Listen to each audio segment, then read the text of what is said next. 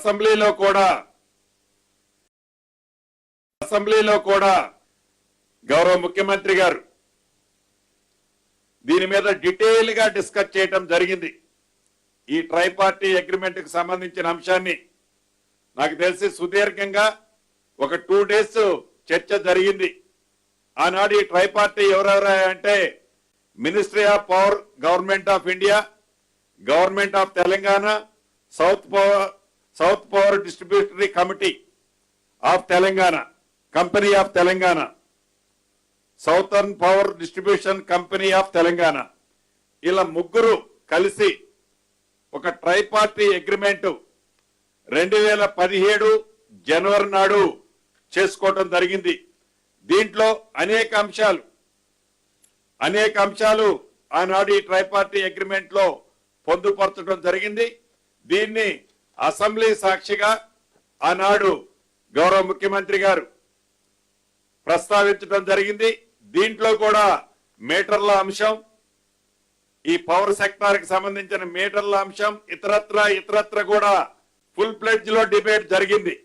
దానికి సంబంధించి దేశవ్యాప్తంగా ఉన్న అన్ని రాష్ట్రాలు ఈ పవర్ సెక్టార్ ని ఇంప్రూవ్ చేయడం కోసం కేంద్ర ప్రభుత్వంలో ఈ ఆర్డిఎస్ఎస్ లో జాయిన్ అయ్యాయి.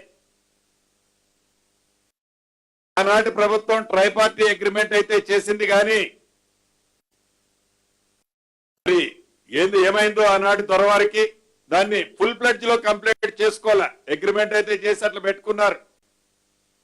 సో దానికి సంబంధించిన విషయాన్ని ఈ పవర్ సెక్టర్ ని ఇంప్రూవ్మెంట్ చేయడానికి, లైన్లు ఇంప్రూవ్మెంట్ చేయడానికి, మెరుగైన విద్యుత్తుని ఇండస్ట్రియలిస్ట్ కి, రైతన్నలకి, ప్రజానికానికి, గృహాలకు సంబంధించిన అంశంలో కూడా పవర్ సెక్టార్ ని మరింత ఇంప్రూవ్మెంట్ చేయడం కోసం ఈ ఆర్డిఎస్ఎస్ లో తెలంగాణ రాష్ట్రం కూడా జాయిన్ అవ్వాలని ఈరోజు కేబినెట్ లో ఆమోదం తెలపడం జరిగింది. ఇది కొత్తగా ఈ ప్రభుత్వం తీసుకున్న నిర్ణయం కాదు. మళ్ళీ చెప్తున్నాను, కొత్తగా ఈ ప్రభుత్వం ఈనాడు తీసుకున్న నిర్ణయం కాదు. దీంట్లో ఈ తీసుకునే నిర్ణయంలో మీటర్ల ప్రసక్తి ఎక్కడా రాదు. కానీ ఆనాటి ప్రభుత్వం ట్రైపార్టీ అగ్రిమెంట్ లో ఏవైతే మీటర్లకు సంబంధించిన అంశంలో కూడా వారే సిగ్నేచర్ చేశారు. ఈ అంశం ఈ రోజు డిస్కషన్ చేసేది కాదు. ఈ ప్రభుత్వం ఏర్పడిన తర్వాత అసెంబ్లీ సాక్షిగా ఇన్ డీటెయిల్ గా గౌరవ ముఖ్యమంత్రి గారు, ఈ విద్యుత్ శాఖ మంత్రి గారు కూడా 2 days పైగా అసెంబ్లీలో ఈ సబ్జెక్ట్ మీద డిస్కషన్ చేయడం జరిగింది.